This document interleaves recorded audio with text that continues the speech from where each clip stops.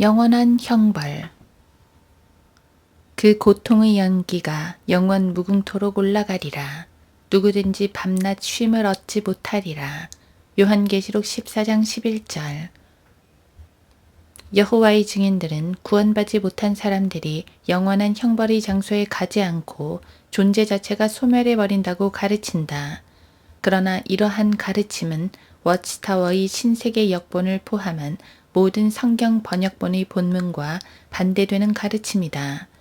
영원한 형벌의 장소는 분명히 존재하고 있으며 그곳은 하나님이신 예수님께서 그리스도 안에서 그들에게 주신 구원을 거절한 사람들이 가야 할 목적지이다.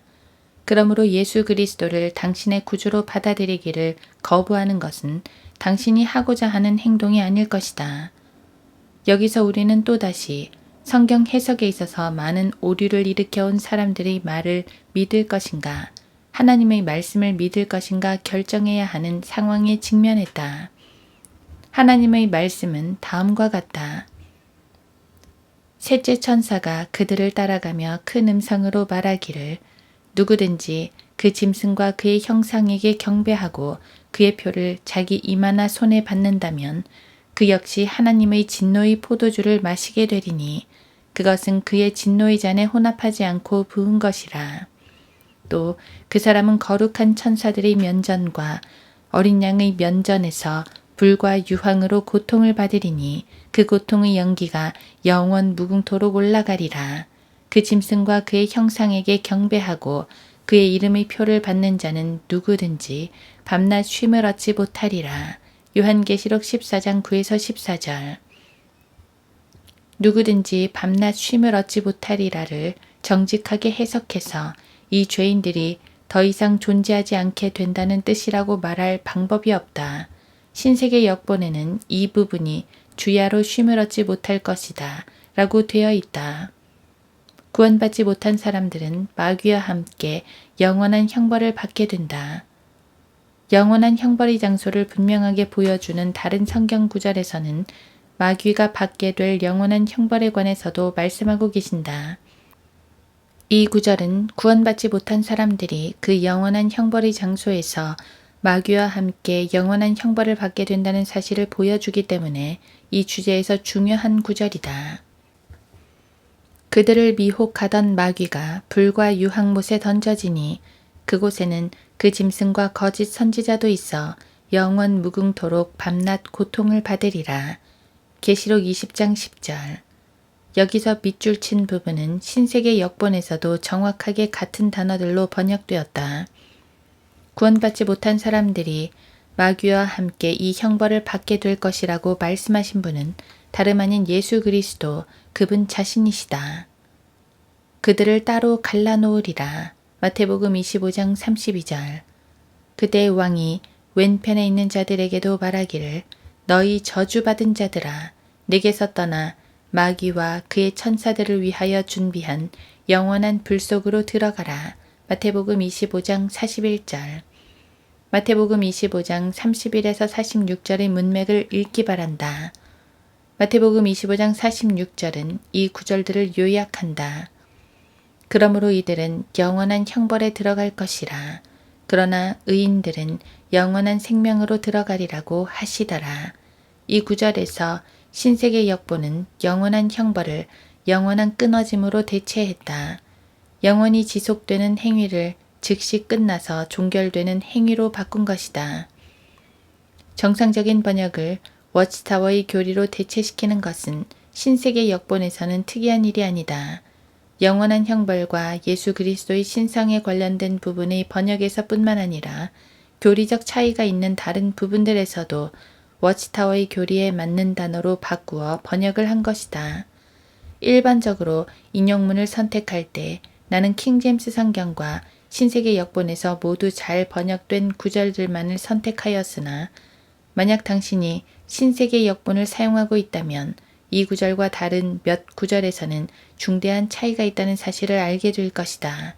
이런 경우에 어느 쪽이 더 정확한가에 의심이 있다면 다른 인정할 만한 번역이나 헬라어 또는 히브리어 원문을 참조하기 바란다.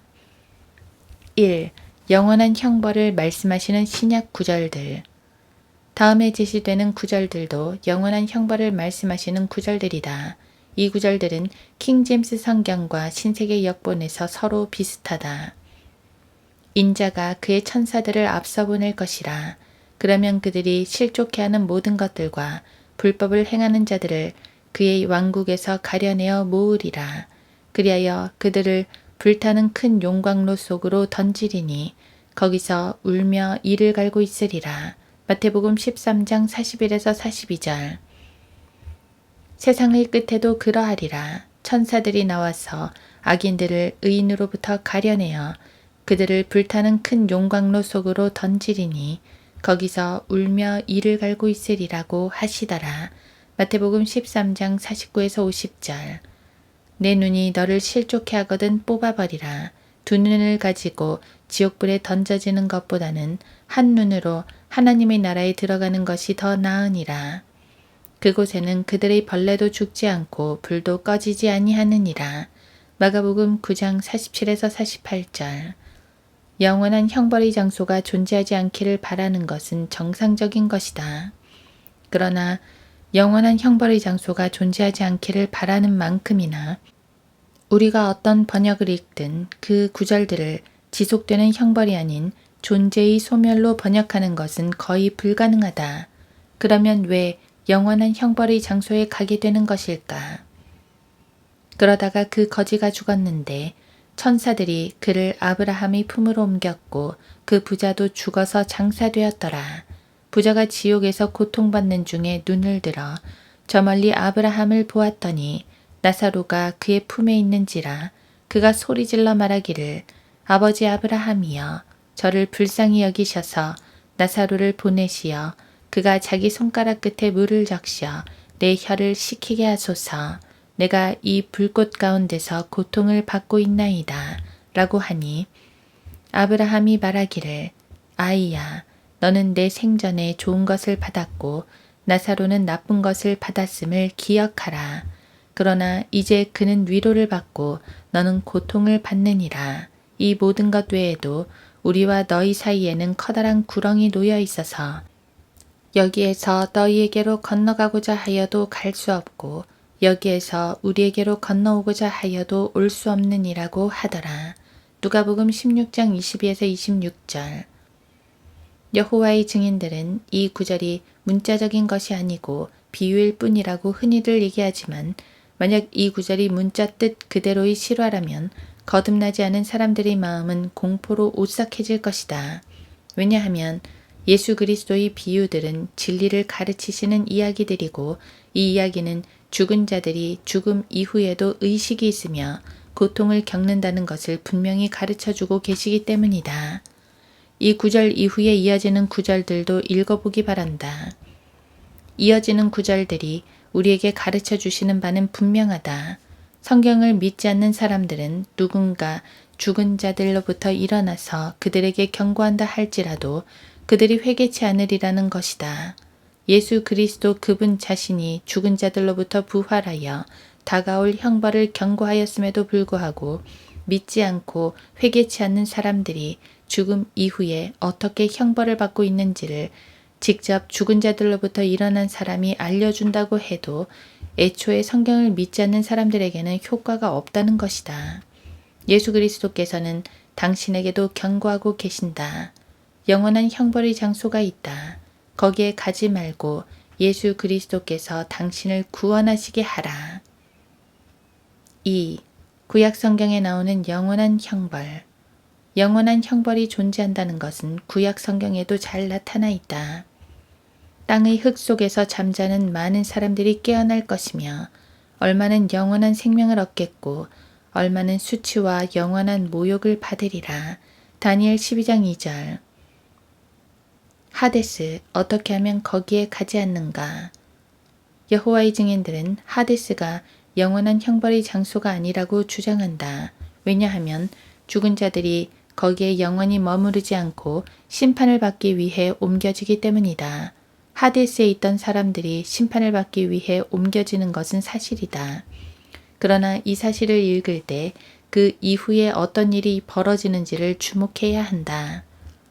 바다도 그 안에 있던 죽은 자들을 넘겨주고 또 사망과 지옥도 그들 안에 있던 죽은 자들을 넘겨주니 그들이 각자 자기들의 행위에 따라 심판을 받으며 사망과 지옥도 불 속에 던져지니 이것이 둘째 사망이라.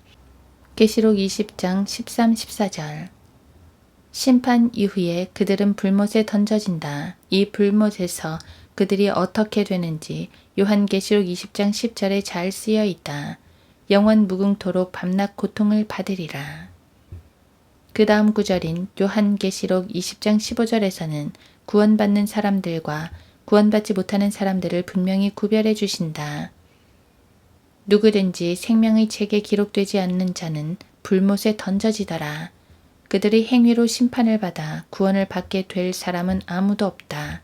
구원을 받는 사람들은 생명의 책에 기록된 사람들이다.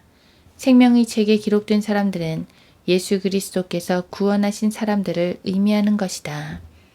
이 책이 요한계시록 13장 8절과 21장 27절에서 어린 양의 생명의 책이라고도 불린다는 사실이 그 의미를 분명히 해준다. 신세계 역본에서는 같은 헬라어 단어를 요한계시록 20장 15절에서는 생명책으로 번역하고 나머지 두 구절에서는 생명의 두루마리로 번역하여 의미가 좀 덜 분명하다.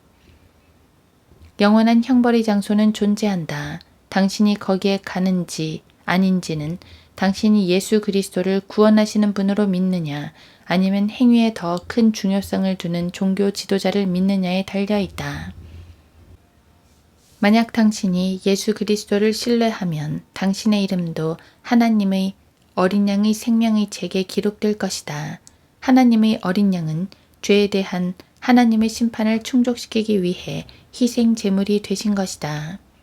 하나님께서는 우리가 죄 없는 삶을 살지 않을 것이라는 것을 알고 계셨다. 그래서 그분의 의를 손상시키지 않는 방식으로 구원을 제시하셨다. 이는 모든 사람이 죄를 지었으므로 하나님의 영광에 이르지 못하다가 그리스도 예수 안에 있는 구속을 통하여 그의 은혜로 값없이 의롭게 되었음이라.